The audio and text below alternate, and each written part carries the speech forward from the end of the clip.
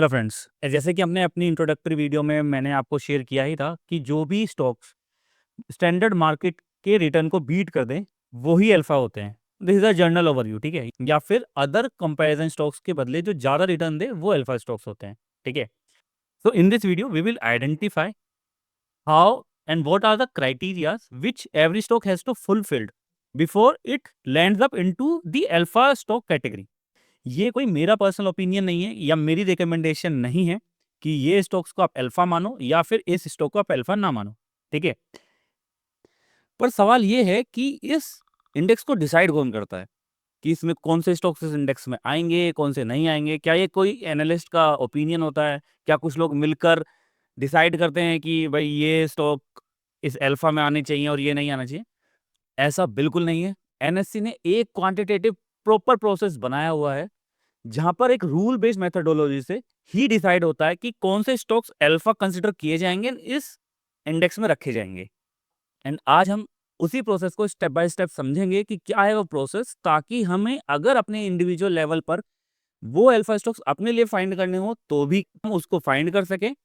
And अगर हम Nifty alpha 50 में इन्वेस्ट करना चाहते हैं, उसकी बैक एंड वर्किंग आपको अच्छे से पता हो कि आप कहाँ इन्वेस्ट करो और यहाँ किस तरीके से वर्क होता है, ठीक है। तो चलिए शुरू करते हैं। तो जैसे कि आप लोग मेरी स्क्रीन पर देख रहे होंगे, आपको गूगल पे जाके लिखना है निफ्टी अल्फा 50 रूल, ठीक है। तो ये आपको सबसे पहले लिंक में ही एनएससी की वेबसाइट पे ले जाएगा। आप खोलना यहाँ पे सबसे पहले जाके fact sheet, then index constituents and methodology, ठीक है। इसमें इंडेक्स कॉन्स्टिट्यूएंट में आपको आपको पता चल जाएगा कि वो कौन से 50 स्टॉक्स हैं जिन्होंने इस प्रोसेस को, फिल्टराइजेशन प्रोसेस को पास करके इस निफ्टी अल्फा 50 की बकेट में इंक्लूड हुए हैं, ठीक है। तो हम सबसे पहले जाते हैं अपनी फैक्ट शीट पर। फैक्ट शीट आपको यहाँ ऐसे दिख जाएगी। ये आपको एक पूरा एक समरी पेज आपको मिल जाएगा कि निफ्टी अल्फा 50 एक्चुअली में है क्या, ठीक है। तो सबसे पहले हम कुछ इसके बारे में बेसिक जान लेते हैं, ठीक है। तो देखेंगे ये इंडेक्स लॉन्च हुआ था सन 2012 में एंड इसका बेस वैल्यू उस टाइम रखा गया था 1000 रुपीज से, ठीक है।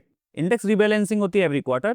बाकी चीजें हम डिटेल में बाद में जानेंगे। सबसे पहले हम देखते हैं इंडेक्स मेथोडोलॉजी एंड इसकी जो रूल्स क्या हैं। जैसे ये आपको दिख जाएंगे, टोटल 6 रूल्स हैं। पॉज करके इन रूल्स को यहाँ पढ़ सकते हैं। इस इमेज में एक टोटल प्रोसेस आपको समराइज वे में दिख रहा होगा। सबसे पहला स्टेप है कि जो एक पूरे 6000 लिस्टेड स्टॉक के पूल में से टॉप 300 स्टॉक्स पिक करने हैं on the basis of their free float market cap and there average daily turnover, ठीक है। फ्री फ्लोट मार्केट कैप क्या होता है कि जैसे अगर सपोज किसी कंपनी के 100% स्टॉक लिस्टेड है, ठीक है, उनमें से 50% स्टॉक अभी प्रोमोटर्स के पास है एंड सिर्फ 50% स्टॉक्स हैं जो ट्रेडेबल हैं। तो वही होता है फ्री फ्लोट मार्केट कैप कि कितने परसेंट शेयर्स अभी रोज ट्रेडेबल है, ठीक है। एंड दूसरा average daily turnover. Turnover means कि कितनी सेल परचेज उनमें हो रही है। ऐसा तो नहीं है कि वो स्टॉक लिक्विड है कि उनमें सेल एंड परचेज होती ही नहीं है, ना उनकी कोई सप्लाई है ना उनकी कोई डिमांड है, ठीक है। तो ये सबसे पहले फैक्टर्स आ जाते हैं कि एक बड़े पूल में से सिर्फ हमने टॉप 300 पिक करे हैं इस बेसिस पे। तो आप समझ सकते हैं कि एक बड़ा चंक इसी फिल्टराइजेशन प्रोसेस से बाहर हो चुका है, जिससे आपके less liquid stocks and penny stocks already बाहर हो चुके हैं। तो एक ये डर तो आपका खत्म ही हो गया कि मैं कल को कोई स्टॉक ले लूंगा और वो मैंने खरीद तो लिया पर वो बिक नहीं रहा, कि उसमें कोई ट्रेड ही नहीं है। एक ये भी चिंता रहती है कि कहीं ज्यादा रिटर्न के चक्कर में बहुत ज्यादा रिस्की स्टॉक या बहुत ज्यादा पेनी स्टॉक तो हम नहीं खरीद लेते, तो वो सारे पेनी स्टॉक्स यहाँ बाहर हो जाते हैं, ठीक है। तो आप समझ रहे होंगे कि ये अल्फा स्टॉक्स ऐसी नहीं कि कोई भी रैंडमली रिटर्न मिल जाए। बड़े मार्केट कैप एंड जिनकी रोज ट्रेडिंग होती है, जिनको इजीली मैनिपुलेट करना आसान नहीं होगा। फिर इसका एक दूसरा जो बेहतरीन रूल है वो ये है कि शेयर्स को लिस्ट हुए ऑलरेडी 1 साल हो जाना चाहिए। क्योंकि आपने बहुत बार देखा होगा कि जब कोई रिसेंटली लिस्टेड आईपीओ आता है तो उसमें बहुत ज्यादा वोलेटिलिटी होती है, कि पंप एंड डंप का सीन बहुत ज्यादा होता है, जिसमें एक बार पैसा लगा दिया और वो ऐसा भी होता है। बहुत आपने देखे होंगे, मेरी अगर आप प्लेलिस्ट में जाएंगे तो मैंने ओला का, मोबीक्विक का, काफी आईपीओस के प्राइस मूवमेंट चार्ट्स के बारे में बात की है कि जहां एक बार स्टॉक लेने के बाद सिर्फ कुछ ही दिनों में वो स्टॉक्स 50% तक भी नीचे गिर जाते हैं। तो यहां पर आपका वो वाला डर भी खत्म हो जाता है कि इस सिलेक्शन प्रोसेस में वो सारे स्टॉक्स भी ऑलरेडी बाहर हो जाएंगे। तीसरा इसका रूल है कि पिछले 1 साल में कंपनी की ट्रेडिंग किसी भी एक दिन रुकनी नहीं चाहिए, किसी भी रीजन से। चाहे कि कंपनी में कोई फ्रॉड हुआ है या कंपनी में बहुत ज्यादा मतलब मासिव वोलेटिलिटी देखी गई जिसकी वजह से उसकी ट्रेडिंग ही बंद कर दी गई। तो ये आपको जनरली मिलता है, जैसे कोई बिग फ्रॉड न्यूज आ गई या फिर कोई मैनिपुलेशन न्यूज आ गई। मेजरली ये न्यूज बेसिस पे होता है, ठीक है। तो वो वाले स्टॉक्स भी इस फिल्ट्रेशन प्रोसेस से बाहर हो गए। तो आप समझ सकते हैं कि ऑलरेडी बहुत बड़ा रिस्क जो रिटेल इन्वेस्टर के साथ सबसे ज्यादा होता है, वो सारे रिस्क इस प्रोसेस से पहले ही एलिमिनेट हो जाते हैं, ठीक है। इसके बाद जो इनका फोर्थ प्रोसेस है, यहां हम बात कर रहे हैं रिटर्न को लेकर। यहाँ हम बात कर रहे हैं उस स्टॉक से रिलेटेड पिछले 1 साल में उसने कितना रिटर्न दिया है, क्योंकि अल्फा यहाँ मेजर होगा रिटर्न के बेसिस पे। Adjusted for corporate actions means कि उसके जो भी स्प्लिट हो, बोनस हो, ये सारी चीजों को कंसीडर करने के बाद जो रिटर्न वैल्यू बनती है उस बेंचमार्क से ज्यादा है तो ही हम उसको अल्फा रिटर्न मानेंगे।